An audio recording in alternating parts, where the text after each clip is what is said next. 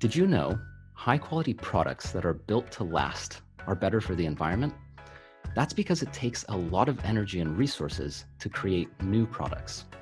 I'm Daniel Hartz, and this is the Sustainability Champions podcast, where we highlight the people, ideas, and innovations that are protecting and healing the planet. Today, my guest is Christine Riley Miller, the Global Director of Sustainability at Samsonite. Samsonite is the world's largest lifestyle bag and travel luggage company that is playing its part by keeping sustainability front and center of its strategy. Whether creating products out of recycled plastic bottles, making their operations carbon neutral by 2025, or designing their bags so they can be easily fixed, Samsonite is leading the way in making travel more sustainable. So thank you so much for joining me today, Christine. Thanks for having me. I'm really looking forward to hearing all about Samsonite and how you're being sustainable. So really three things I'd love to cover today, broadly speaking, is first of all, TUMI, which is one of your brands, recent announcement there about your new sustainable product lines. Second of all, the other parts of Samsonite and your sustainability strategy, because there's so many other things you're doing as well. And finally, what it's like to lead the sustainability strategy for a large corporation. So briefly, just to jump in, what exactly does Samsonite do? Well, as you said, we are the world's largest travel, lifestyle bag and luggage company. We have a number of brands worldwide, including TUMI, as well as Samsonite, American Tourister, Gregory, Hartmann, Speck, and others. And we've really led the industry in innovation, durability, and quality for the past 110 years.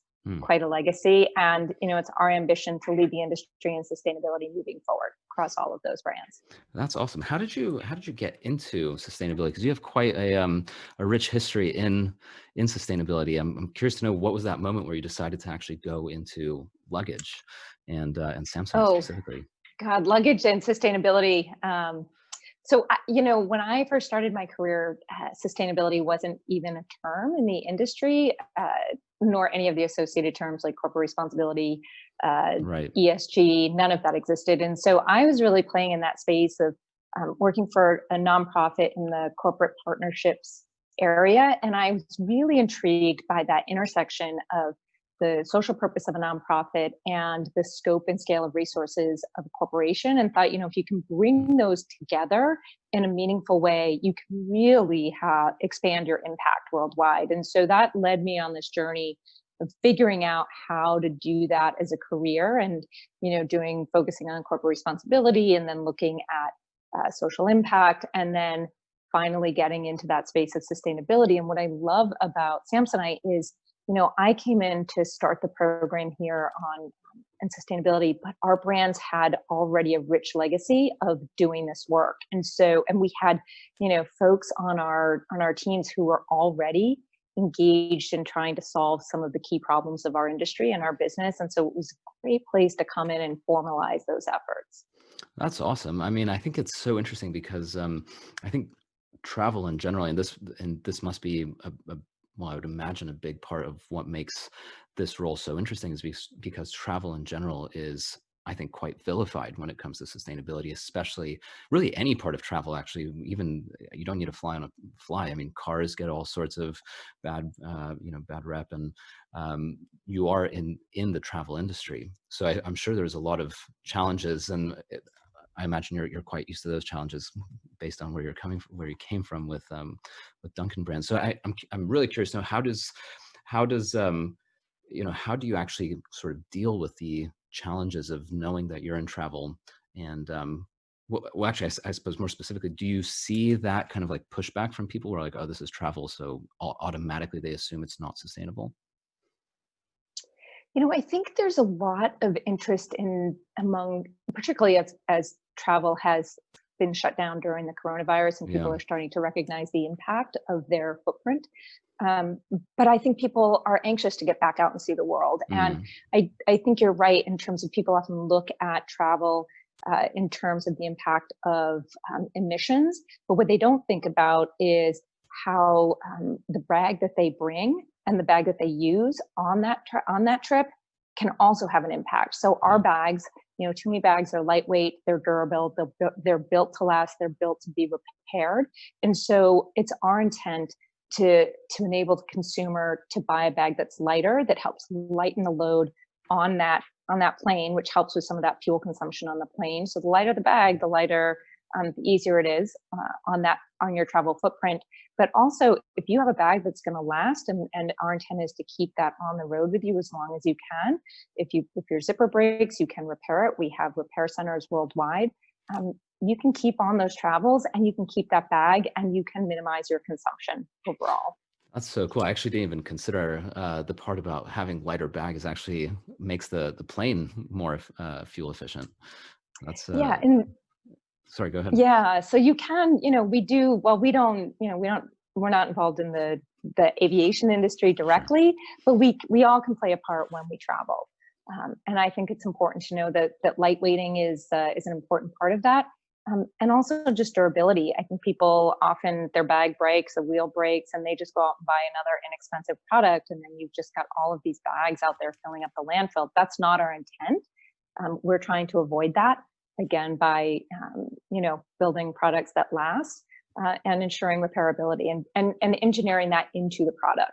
hmm So TUMI is the latest of Samsonite's brands to actually announce a new product line, or actually a few of them that are really focused on sustainability and being eco-friendly. So what is exactly TUMI doing that's revolutionary and different and sustainable? Well, TUMI's sustainability approach is really focused in three key areas.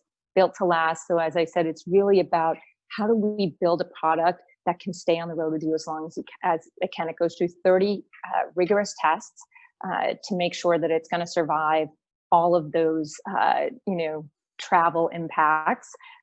It's also based on recycled material innovation. So they're looking at how we can use recycled nylon and recycled polyester, or PET fabric, so that it not only meets those durability standards, but that we're minimizing our use of virgin materials. We're helping to divert waste from the landfill and from the waterways. So trying to add some circularity in there. And then also it's about our global repair network. So we have a vast network of repair centers. If you break your zipper, as I said, the pull comes off, you can take it to a TUMI store in many locations worldwide. On your vacation, they'll fix it, and on you go. So it's we're looking at it across a broad range of approaches. That's really cool. Are there any other brands that do the repair center? Because I'm not sure if I've heard of this before. Yes, Samsonite globally, we have 200 repair centers in 65 countries worldwide. Wow. So there are other brands that you can repair those products. And there's other brands looking at how to innovate some of that repairability into the product. Again, it's really about durability. It's about ensuring that the product stays with you on the road as long as it can. Yeah, I think that's really important. And it's like I said at the very beginning, where I think you're absolutely right. A big part of being sustainable is actually just creating something that lasts for a long time. Otherwise, creating new stuff is really where all the waste is made, and it's where all the energy is used. I'm so curious to know: is there any like business concern? If you create one really nice bag that lasts for decades. I mean, what if I buy one bag and that's the only bag I ever need because it's so well made, which is great for me? Is there ever a Right. concern for a company like Samsung in this case where you think, well, I just sold one bag and now that customer may never need to buy another bag from me again? No, I don't think so. And, for a couple of reasons. I mean, I'll first say that there are TUMI products that are on the road today that have been on the road for 10 years, Mm, and so, but as we, as TUMI is known for innovation, and as as you evolve and your travel needs change, you're looking for new products that meet those needs. And then the other piece is, as we mature as travelers, our travel needs change and evolve as well. And so you're really looking at how can I find bags that might complement the travel that I'm doing. hmm So maybe you were doing a lot of overnight trips when you were single, and then you had a family and you need additional bags for your family members, and now you've got to bring all of the gear that children require when you're going away for a weekend. So the little bags don't matter anymore, or don't really work anymore. But then as you buy those new products, if you find that you don't need them, we often find that a lot of those bags are passed on. Mm, So there are generations of TUMI customers who have bags that have been passed on through those generations. So, I mean, I don't know that you have one bag that will meet your travel needs forever. that's a good point. And so you're always looking for some of that new innovation and ways to complement the lifestyle and travel that you might embark on. Yeah, I think that's a good point. Things change, and like you said, if you have kids, I mean, you probably want something very durable anyway, so that if it Right. gets knocked over, yeah. You mentioned Right. that it's made from recycled nylon and PET. Where exactly do you get the material from? So the recycled PET comes from recycled bottles through the consumer waste stream. Hmm. So that's PET bottles that have been recycled that we collect. We divert them from going into landfills, waterways. So it's a great way to keep them in circulation. The recycled nylon is post-industrial, so that means that it is excess nylon used in the manufacturing process. So that's scrap nylon that might have been disposed of or discarded. We're reusing that, so that also diverts that waste from the landfill. That's awesome. I'm such a fan of using scrap materials. I think it's really clever because everyone wins. I imagine, for the manufacturer, they get to make a little bit of extra money by selling off things that they would have otherwise thrown away. You probably get that material at a discount because it's not supposed to be used, and the environment wins because Right. ultimately it's actually used. I saw an interesting number in terms of the number of bottles that you've diverted. Are there any figures that you can share in terms of how many bottles you've recycled for some of the bags? Sure. So since 2018, TUMI has diverted more than 980,531 bottles, 500 Wow. milliliter bottles. And globally, as a corporation, we've diverted more than 52 million since 2018. So Since we're 2000. doing Wow, that's not even so 2 full years. right, right. That's incredible. Yeah, Oh, and I, man. and I think it speaks to the fact that we as an organization have the scale to really move the needle on sustainability in this industry, and that's why we've really set our ambition to lead the industry on sustainability, because we are the industry leader, and we have the scale. When we decide we're gonna move forward on using a recycled PET fabric, we can start to roll that out across all of our brands and all of our product lines. And each of those brands will use it differently. Each of them will have different standards about how they use it, where they use it, when they use it. But we can start to introduce that across our product lines Mhm. pretty quickly. Yeah, that's really cool. What I'd love to know is really like, because you're the global director of sustainability, and so that means that you're the director for Samsonite, and Samsonite has multiple brands, and each brand basically, I imagine, reports to Samsonite, saying here's how each brand is functioning. So, what's your role in terms of kind of I imagine you're thinking about each brand as kind of a little unit, and at the same time holistically as part of what Samsonite does. So, how do you actually Right. approach each brand and their unique, from TUMI to just the standard Samsonite brand, et cetera? How do you approach each one individually? Yeah, it's a great question. So when I started at Samsonite in December of 2017, I was tasked with developing a global sustainability strategy for all of our brands worldwide. And it took a little while really to figure out, how do we set a global strategy that, we report, we publish an annual ESG report. Mhm. And so all of that has to be about the entire brand, and or about the entire house of brands, if you will. And so thinking about how do you set a set of goals that can then be taken and implemented by each brand in each region in a way that is meaningful but still rolls up. So we set 9 goals that we announced in April, and those goals were designed to be focused across 4 areas: product innovation, thriving supply chain, carbon action, and people focused. And they're they're they're focused in that way, but they're broad enough to have flexibility that each brand can implement them specifically. So TUMI, for example, is really looking at, product innovation through the lens of built to last, recycled materials innovation, and the global repair network.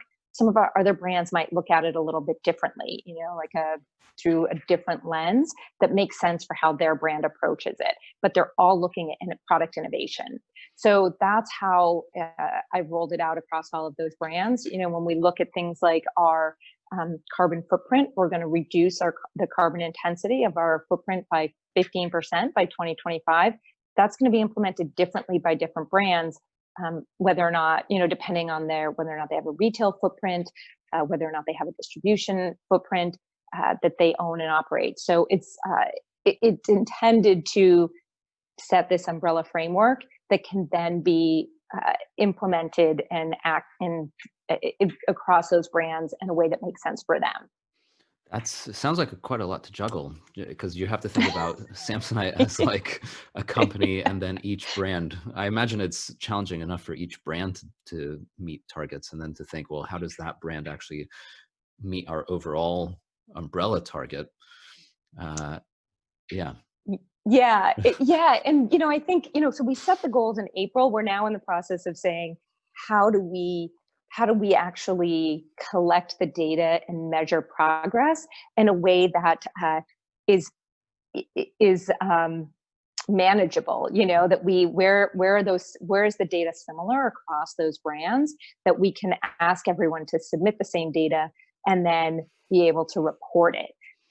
And it's taking a little while to figure all of that out. And I would say, some of the biggest challenges of this role are really trying to understand and work with the nuances across all of those different brands, all of the complexities of having a global organization, multi-brand organization, and then also all of the great work that's happening. So we have folks, at TUMI who have already been looking at how do we reduce our carbon footprint at our distribution and retail centers? How do we increase the use of sustainable materials in our products and packaging? And then trying to capture that for everyone and get some kind of similar baseline that you can then measure progress against is probably the biggest challenge. I mean, there will be things that we are doing that are really extraordinary that just won't bubble up to scale, and therefore we probably won't talk about in any kind of global context. But it's great work that's happening. There's amazing things happening all over the world. I'm very fortunate to have a super engaged organization doing all this work. That's really awesome. One thing that I just realized as you were speaking is I think you're in a unique situation because each brand, if they're approaching it from a slightly different angle, they can probably teach each other best practices almost. So if you see something that's working in TUMI, you can send it off to another brand and to another brand and see if it can be scalable in some way. So that education piece could be quite interesting. Yeah, we're actually we're doing that. We're actually working with TUMI's head of supply chain to help us figure out how we measure goals or how we measure the progress against some of our product goals. So he's helping to set up the framework for that, but we're bringing in our director of supply for Samsonite Asia to also weigh in and say, how does this differ for your brand and your region? And how do we then, develop a system that will work for everyone? So we have a really nice collaborative process. I'm a big believer. I'm the only one that does sustainability. I don't have a team. So I really have to rely on folks in the organization to be super engaged and to do some of that work that either I don't understand how to do because I don't work in supply chain or, product development. I rely on them to do a lot of that work. And, I give them some of the direction in terms of here's what we're trying to accomplish. And then they feed back to me, here's how I think we can get there. And let's ask this person. And so that deep and broad stakeholder engagement process, I think, has enabled us to get a lot of buy-in to both the strategy as well as the goals that we set, and ultimately toward achieving those goals. It's cool because, I mean, if you're the only one who's doing sustainability, which is, that's incredible in and of itself. If you're the only one, then you really have to rely on others to kind of pitch in and get you need to really almost, well, you have to rely on them to help you and to formulate those strategies, because I mean, your reach can only go so far as one person. Right. I'm what was that time like when you first joined and they said, okay, we need to be sustainable? So, Christine, welcome to Samsonite. And like, what was sort of like, how did those first sort of, I guess, months kind of come about where they're just like, we really need to be sustainable and you have that expertise. So go. Well, I was lucky because I had a lot of support from our leadership team, but I also had a bit of a blank slate. So Mhm. we'd done some work and some things were happening, but no, when I started, no one said these are the 5 focus areas I want you to look at and address. They said it's really up to you. You can figure that out. So I embarked on a learning or a listening tour of my colleagues worldwide to say, what are you doing? How are you doing it? What's most important to you? We went through a third party materiality assessment, which you probably familiar with the process of. Sort Um, of. I've heard of it. so Yeah. yeah, so we brought in a third party and we looked at. We conducted interviews, we did research, we looked at what our investors wanted, our customers wanted, our employees were saying, what the industry was doing, and we looked at all of that and we mapped it on a grid and said what issues are most material to our business, meaning Mm, if something were to happen in this against this issue, it would have a material impact on the business. And that was a very, again, broad and deep stakeholder engagement process. So when I brought that to the group and said, here's what we heard from you as an organization, everyone felt like they'd been part of that process and said, oh, yeah, I see reflected back to me the things that I said to you. And then that materiality assessment, the results of that, we then use that to develop the focus areas of innovative product, thriving supply chain, carbon action, and people focused, and built our strategy and goals against that. And it was because we'd had those conversations across all brands, every brand felt like there was a part that they could play in that. But yeah. what was also nice is going through that process, I learned about all of the great things that were already happening in the organization. So it was good education for me coming from, the food and beverage space into a consumer products, luggage travel industry, very different commodities, very different supply chain. And so it was a really good process for me, but it was a good way for me to introduce sustainability to my colleagues and for them to introduce the business and the work that they've been doing to me. That's awesome. Yeah, so you can kind of build on that momentum that they've already been doing if it's clearly working. The way you've described it actually sounds like the way that I think really good nonprofits work. I've heard of some bad stories of nonprofits coming in saying like, this is what you need and we'll build it for you, and here's like a school that we believe is good for you, and then they never use it because actually they never needed it. Right. And there are nonprofits that instead the first thing they do when they want to help a community, for instance, is they talk to everyone and say, what are your biggest challenges? What's not working? And they say, here's what we need. And then the nonprofit says, okay, we'll get that to you. And the people are actually very grateful because their needs are met. They feel like they were, just like you said, engaged. And it Mhm. becomes win-win because the work that you're doing is actually paying off and people are appreciating it. And it makes all the rest of your team actually invested in it and excited to keep going and to make it better. Right. And I think a lot of sustainability really is about listening and listening to the business because, what's important today might not be the most important thing tomorrow. Mm, Business change, the world changes. We're going through a global pandemic right now. So, priorities might shift and move as the world changes and we become more viral and, something that happens in one place in the world impacts what's happening here. And so you really have to constantly be listening and revising and making sure that you're addressing the needs of people and planet on an ongoing basis. And you can't assume, I mean, the important thing about those materiality assessments that I say to everyone in the organization is this is a snapshot in time.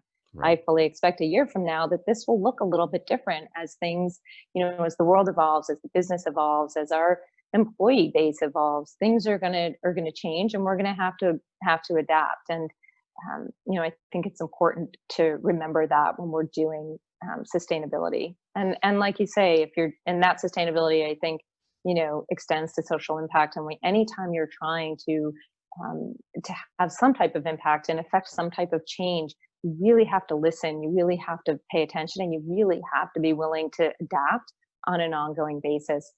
A friend of mine recently said to me that sustainability is about adaptability, and I thought that was a really great way of framing it. That is cool. Yeah, I think it makes sense. You really do need to, especially because I mean, like even with climate change, a big part of sustainability is now being able to adapt to a changing climate. So quite literally, uh, Right. being quick and able to. That is interesting. What about like with eco-friendly products in general? Are you saying that consumers are interested and that's what they want, or are they kind of approaching it like from the point of view? Well, I suppose that first question: how are consumers reacting to eco-friendly products and saying like, if you're putting, I saw on the website on TUMI's, some of TUMI's products, it says recyclable in big words above the product. So is Right. that, are you seeing a lot of interest in that kind of marketing?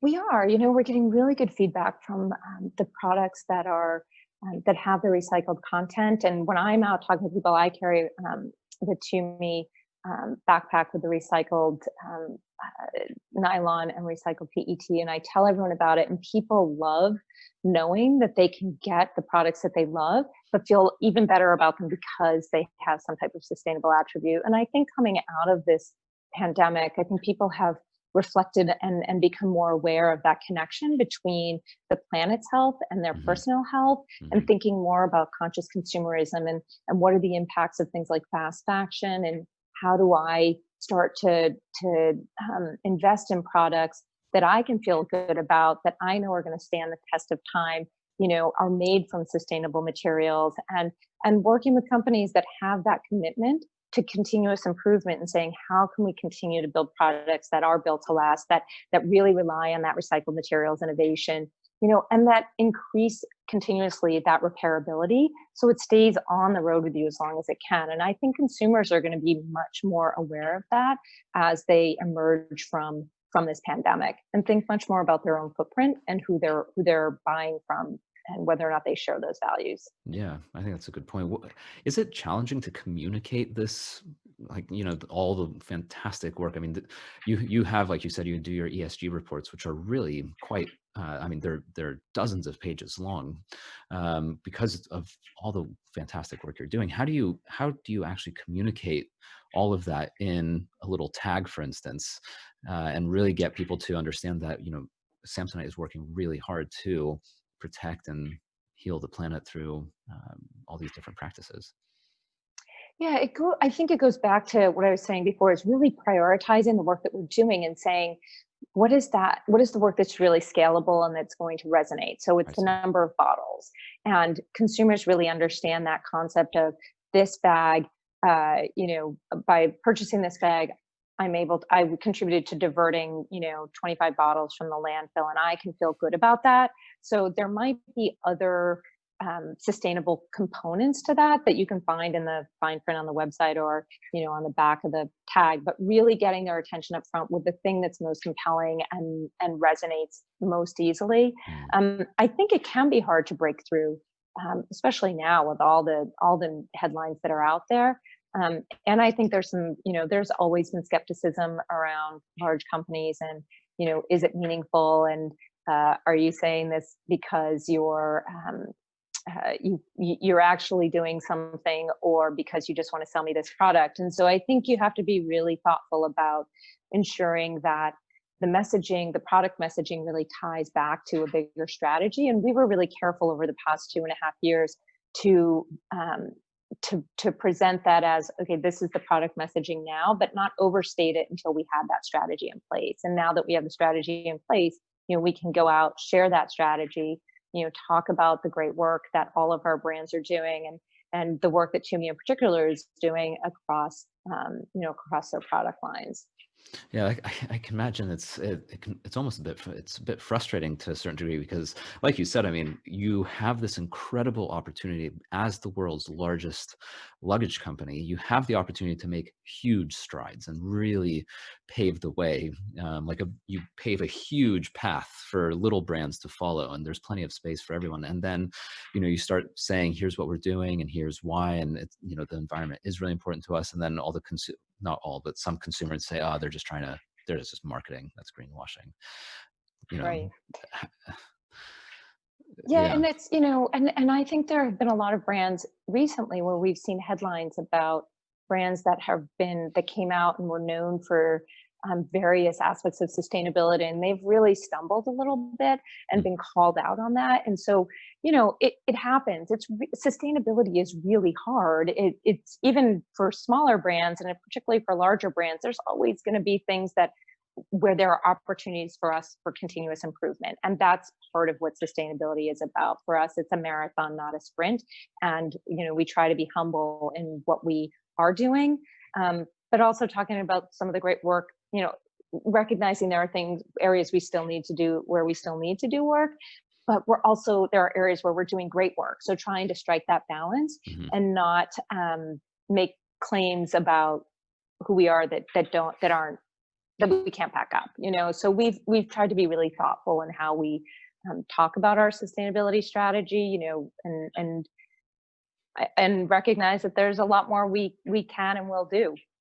Yeah, I think that's really important. And I imagine that consumers really just appreciate honesty more than anything else, just being upfront and that message that you just said, which is we are doing some great stuff. It's obviously everyone can improve and do better, which is why we're always looking to how we can do better.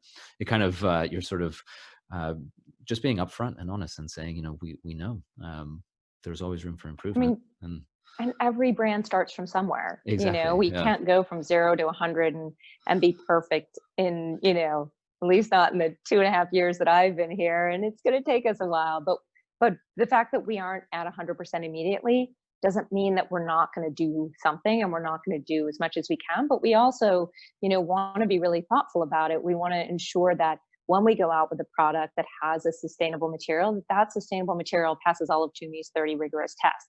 We're not going to compromise on quality and durability. That's what we're known for. And so if we say it's got recycled material innovation, we also want to say, and it's built to last. So it's something that we try to be really, really deliberate about in our approach to sustainability. Yeah, I think that's great. I think the quality is really ultimately what people care about when they purchase something, and voting with your dollar as well at the same time, and making sure that you're supporting the causes that are important to you. I think you've mentioned the pandemic a couple times, and I think at least it was certainly on my mind speaking to a travel company. How have the last few months been for Samsonite during this time? It must have been pretty wild. Yeah, I mean, I can't speak to the business as a whole for sure. I mean, certainly we're in the travel industry and we've been affected. That's no secret. But I will say that our commitment to sustainability has not changed. And I think there are some, there may be other companies out there that have said, we're going to move this commitment to the back burner while we focus on other things. Despite the pandemic and despite the impacts, our CEO has very clearly said our commitment to sustainability has not changed. We are still moving forward. We are still going to achieve these goals. And you see that with TUMI's recent announcement, in the midst of the pandemic. We're still moving forward with that sustainability strategy. That commitment has not wavered.